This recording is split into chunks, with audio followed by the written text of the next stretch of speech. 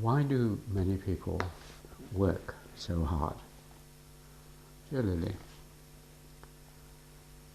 people usually prefer leisure to labour. Even if they say they like work, it's often preferable to watch others doing it, or to contemplate doing it sometime in the future. Jerome K. Jerome joked, "I like work. It fascinates me. I can sit and look at it for hours." So most people have to be compelled to work, especially if, as is usually the case, it is boring and physical. How are people forced to work? One method is the system of free, in inverted commas, market relations, labour for wages, which is the one you are familiar with. A second form is serfdom. Serfs have to do certain labour services for their lord and pay animals as a form of rent. They cannot sell their or alienate their holdings without their lord's agreement in the manorial court. They are under pressure to have their grain ground in the lord's mill. They have to consult with their neighbours about what crops they will grow. They cannot enclose their strips of land without permission. Often they have to pay a tax if they marry off their children. Sometimes they are not allowed to move from their holding without the lord's consent. On the other hand, they are not slaves. They should not be physically abused by their lord. They cannot be bought and sold. They can own personal property. In other words, they are not things, but active and right-bearing human beings, though tied down to a particular place and occupation. Such serfdom existed in England until the 15th century, when its last remnants mysteriously vanished. In Eastern Europe, it remained the major form of labour condition until the 19th century. Then there is a widespread form of organisation that often overlaps with, but is different from serfdom. This is family-based or household production.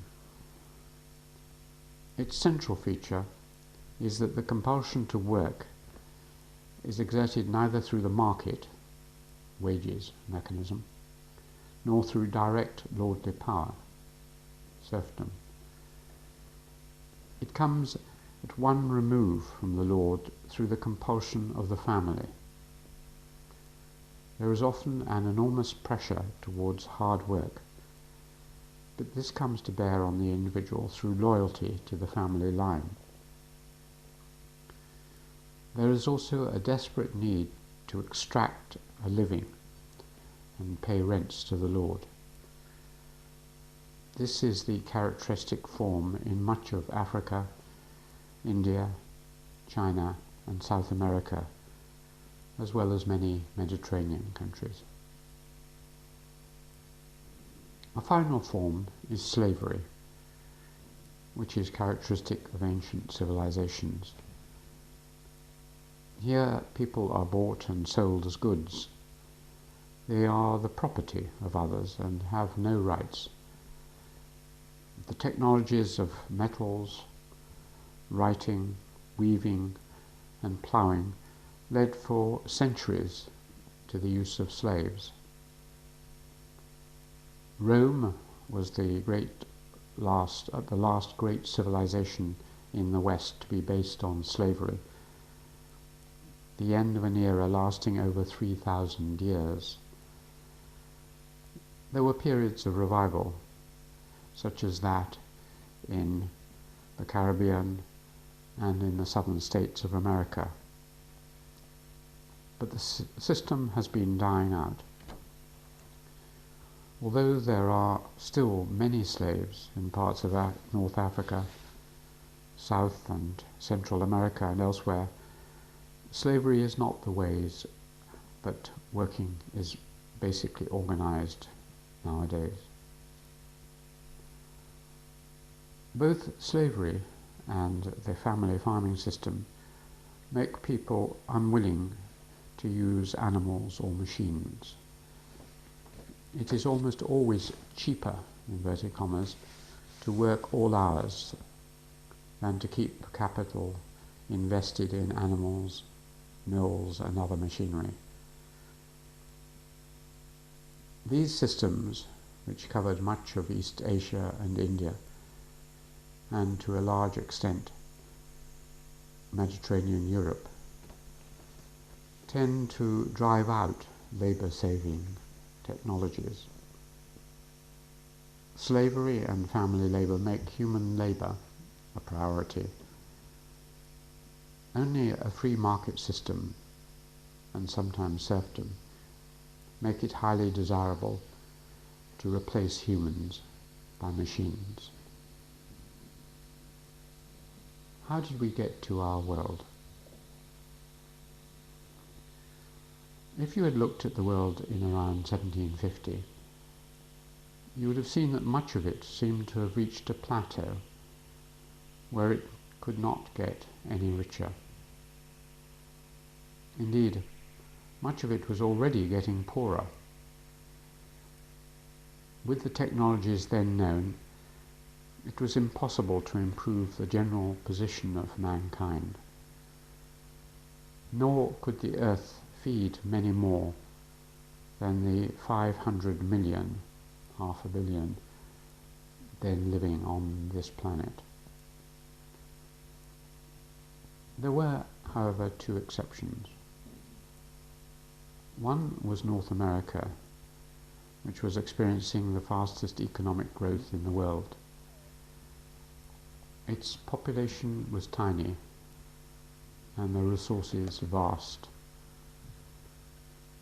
This looked as if it would be a temporary phenomenon once again, for the country would quite soon use up its immense resources of soil and timber. There would be a burst of growth, as there had been in China, India, and the Mediterranean. And in a century or two, America would arrive at the same plateau. The other exception was England. It had started at a low level, a trading nation sucking in materials from elsewhere. The country had an odd social structure. There was no large, poverty-stricken rural group, but rather a large and prosperous, increasingly urban and urbanized culture. It had a highly efficient farming system. For centuries it had grown gradually richer, and it was continuing to do so. By the 1750s it was, per head and in terms of energy available per person, the wealthiest and technologically most sophisticated country on earth. Yet, in 1750, it seemed inevitable that even England, in due course, would hit the invisible buffers. The conversion of energy from the sun using plants and animals will yield only a certain amount for humans.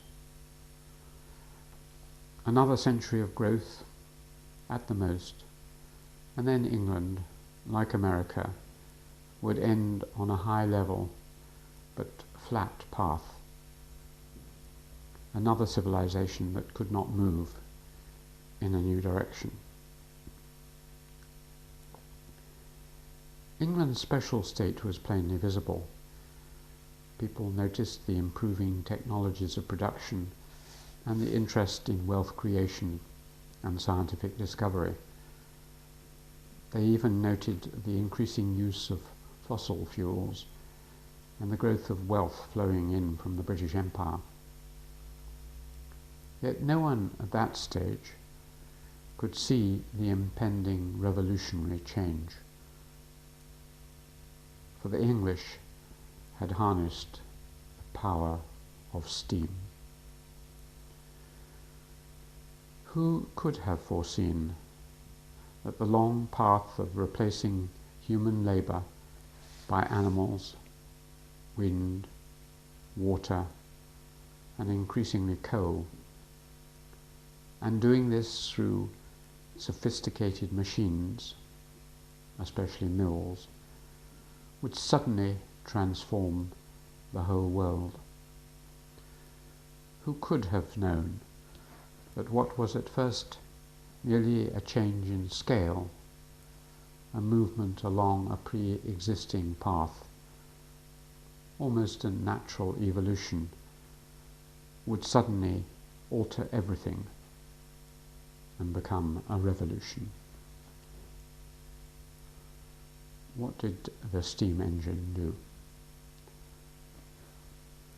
The steam engine was only a small adjustment to a device that had been known to the Romans and the Chinese for thousands of years. Hitherto, it had had no significance whatsoever. Now the fact that humans could convert coal into energy by way of fire and steam was to alter life on Earth.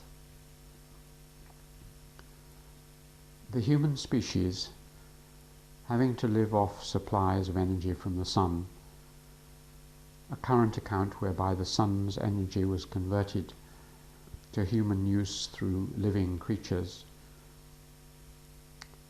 was beginning to change. Instead, humans began to draw on an immense deposit account, the energy locked up over millions of years in fossil fuels. Of course, living off stored energy was not entirely new. Humans had often done this by using the stocks of fish, timber, and rich land on new frontiers. Yet in the past they had quickly burned up much of this surface stored energy.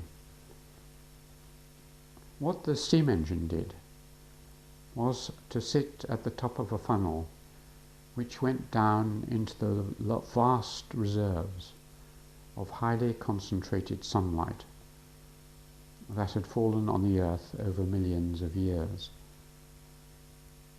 The stored energy in the fallen timber had become coal. Later, the process was repeated with oil, and then with gas. In each case, the thin trickle of energy available to each person from the sun became a gushing torrent, a world not only of vast energy resources, but also of many other side products in alloys, pesticides, and plastics opened up. We could not have predicted any of this in the middle of the 18th century. Even as late as the middle of the 19th century, many intelligent people could still not appreciate what had happened and its implications. The economic laws that had limited humankind for thousands of years had been temporarily suspended. This new technology could be exported, but it was not an easy or obvious change. Even after the first model of how the industrial system based on steam had been revealed. It took almost 80 years for this success to be repeated anywhere else, in Germany, Japan, and North America. The huge momentum of China and India was leading them in other directions. And it was over 150 years after the start of the British Industrial Revolution that a similar change began to happen in those great civilizations. For the move towards industrialization is not easy, even when there are successful models to follow and much of the technology can be bought off the shelf. What are the possible paths through time? It's clear that these various pressures constitute a series of paths. A society or civilization starts off with new potentials. It has fresh, unused soil and forests, a good stock of animals, and knowledge of the technologies of the wheel, fire, and simple mills to use water power. Its social structure is fairly firm and just. Yet over time, the normal tendency is not towards bettering the lot of the majority or finding new ways to get nature to yield up its goods. The flocks and herds do not increase. The coal seams are hardly exploited. The wind and waters are not increasingly harnessed. The agricultural tools are not decisively improved. A shortage of working capital leads people to borrow against their future harvests at a very high rate of interest. The power of lenders increases, and the ordinary villagers become debt-ridden and increasingly impoverished. We might have expected human labour to be supplemented, and hence human material life to be improved. Yet the desire of the powerful to become more powerful, a growing populations pressing on resources, and the fear of shortages constrain people and force them in a direction that is, in the long run, harmful to them and their descendants. This leads them away from the one possibility of an escape from agrarian labour. Unless we understand these powerful paths, which lie beyond the long-term development of civilizations and become self-reinforcing, we cannot understand how what has happened in the world has happened. We have to understand that the great civilizations of India, China, Japan, and much of continental Europe were heading towards, or had already reached, a high-level path that could not lead towards industrialization. They were, if anything, moving away from an industrial solution.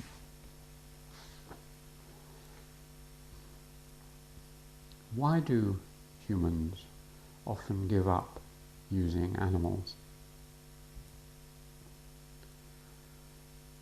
Domesticated animals are the earliest and most effective machines, in inverted commas, available to humans.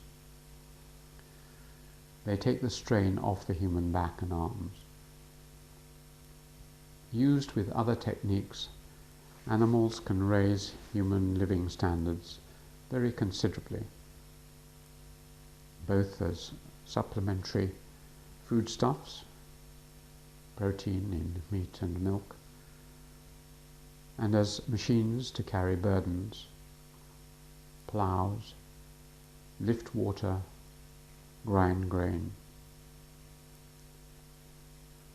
Since they are so obviously of great benefit, we might expect to find that over the centuries humans would increase the number and quality of the animals they kept.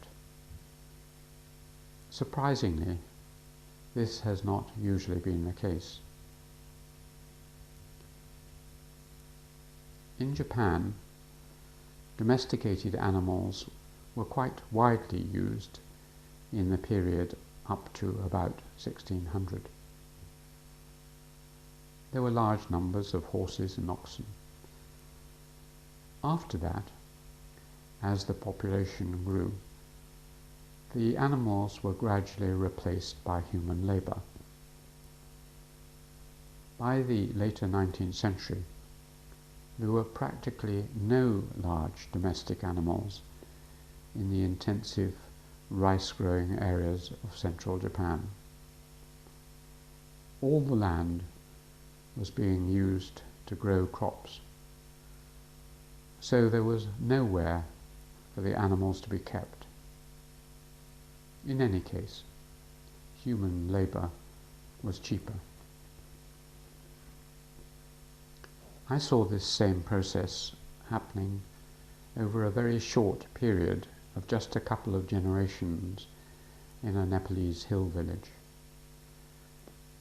In the middle of the 19th century, of the 20th century, there were large numbers of buffaloes, cows, sheep, goats, oxen, and other livestock, providing milk, meat, and manure, and working as plough animals. By the end of the century, 3/4 of the animals had disappeared.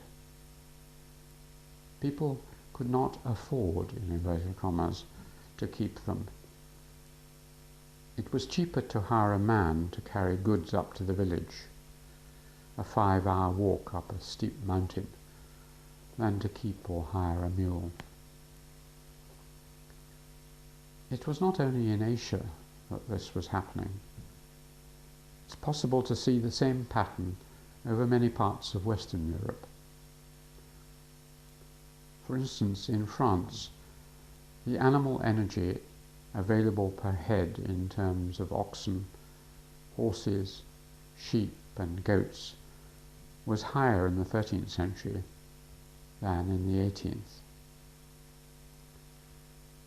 It seems a law of nature that animals are replaced by humans, and that people have to turn from a protein-rich to a carbohydrate diet.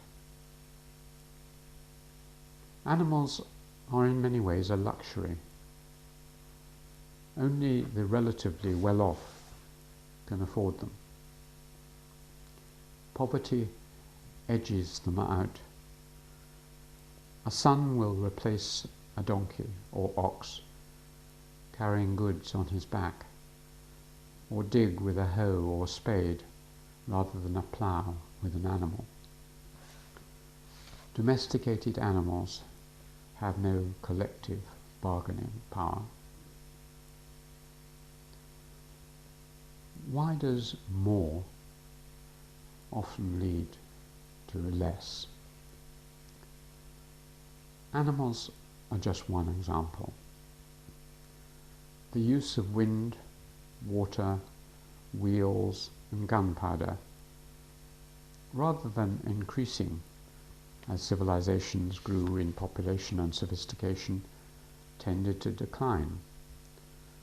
Almost everywhere, human labor replaced every other form of power. A form of virtual and sometimes actual slavery was the answer. Sometimes this concentration on human labor was increased by the ecological conditions in a civilization, and particularly by the nature of the staple crop. Some crops, such as wheat, encourage the use of animals in ploughing and of mills in grinding. Others, like rice, encourage the use of humans in planting, weeding, cutting, threshing, and husking. Rice also has the special ability to increase the population size, since the usual law by which, after a certain point, extra work brings less and less reward, is slow to act. Extra children improve the output of rice for a considerable time. Furthermore, much of the fertilizing of rice plants is done by natural processes in the water, so that less animal manure is needed. The decline of domesticated animals has a less harmful effect than it does with wheat, maize, and barley. Growing wet rice encourages hard work rather than the move towards non-human power, that is to say, industrialization. Rice is such a fruitful grain that it tempts people down a dangerous path away from progress. Temptation also comes from other plants, such as bamboo, which is so wonderfully versatile that it inhibits the use of other woods and metals. Likewise, the paper mulberry tree saved much of Asia from having to develop the much more difficult rag-based paper of the West. Yet it was the effort of pounding the rags that helped the development of machinery and water power. So there was a vast difference between a bamboo and paper civilization, such as China and Japan, and a wood and stone civilization, such as Western Europe. In Asia, nature provided the raw materials, which merely had to be shaped. In the West, nature was stingier, and more effort had to be put into making the substitutes in glass and iron and stone. Yet the extra effort and increased knowledge paid off in the longer term. For most of history, the Asian solution was far more effective in bringing a reasonable standard of living to many millions of people. In the end, however, it was the path through coal, iron, and steam that led to our modern world of industry. That many of us no longer have to labour for long hours in the fields is a merciful release and a giant accident. The changes that occurred on one small island in the 18th century constituted the second great productive revolution in human history, equal in impact to the domestication of animals and plants. It is very recent, and it still alleviates the stress of hard physical work only for fewer than half of those who live on this planet.